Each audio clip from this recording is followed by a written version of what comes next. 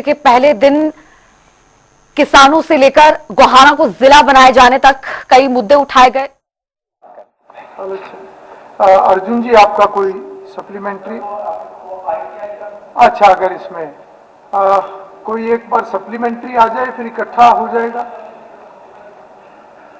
जी मंत्री जी। माननीय अध्यक्ष जी, आपके माध्यम से माननीय सदस्य को बताना चाहता हूं कि जिस प्रकार से माननीय मुख्यमंत्री नायब सिंह सैनी जी के नेतृत्व में लगातार आईटीआई हो या कौशल क्षेत्र में युवाओं का भरोसा और विश्वास तेजी से आगे बढ़ा है। मैं माननीय सदस्य ने जो क्वेश्चन पूछा है, मैं हमारी जो सरकारी आईटीआईज हैं वो 197 है और जो प्राइवेट आईटीआई है वो 213 है। इन सब में 85,000 सीटें स्वीकृत की गई हैं।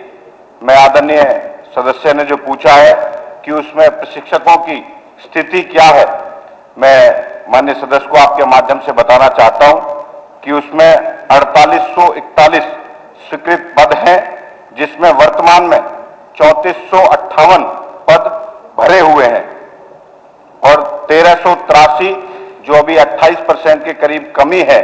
हमने 609 प्रशिक्षकों की नवीन भर्ती के लिए हरियाणा स्टाफ सिलेक्शन कमीशन को भेज दिया है।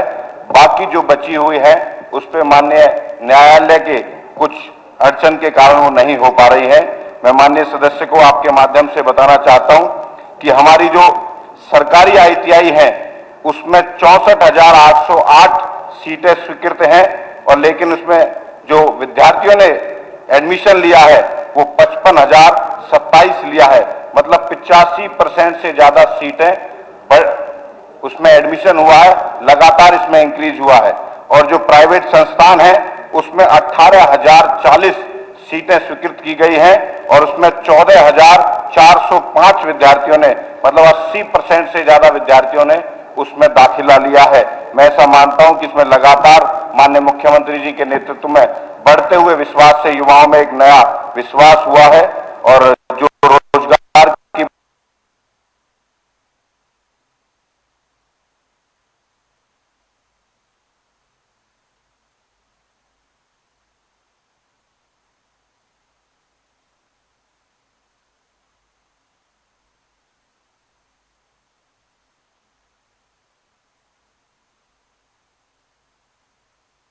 विधानसभा का शीतकालीन सत्र, इस दौरान कई मुद्दों को यहां पर उठाया गया। इसी के बीच नरेश सेलवाल ने क्षेत्रीय मांगों को सदन में रखा और इसी के साथ सदन में बच्ची के किडनैप और फिर मर्डर का मुद्दा भी उठाया गया।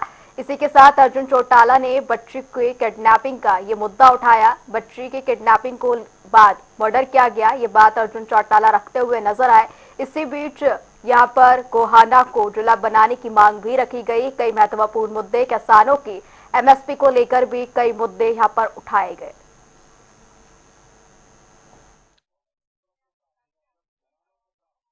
करके इनको सीधा नौकरी देने का प्रावधान कि हमारे बच्चे, हमारे युवा उन आईटीआई, उन औद्योगिक क्षेत्र के द्वारा या उनके अनुरूप तैयार हो सके और जिससे उन्हें रोजगार मिल सके। पहली बार ऐसा हुआ है कि दोहरी प्रशिक्षण रैली प्रणाली 106 आईटीआई में लगाने का काम माननीय मुख्यमंत्री जी के नेतृत्व में हुआ है। 295 औद्योगिक घरानों ने उसमें समझौता किया हुआ है और अपने हिसाब से वो पहली बार ऐसी दोहरी प्रशिक्षण प्रणाली इन आईटीआई में चल रही है। मैं माननीय मुख्यमंत्री जी का आपके माध्यम से आभार व्यक्त करता हूं कि इन आईटीआई में युवाओं का बहुत मन से पढ़ के और कौशल के माध्यम से प्रशिक्षित होकर नए नए आयाम स्थापित कर रहे हैं। बहुत बहुत धन्यवाद।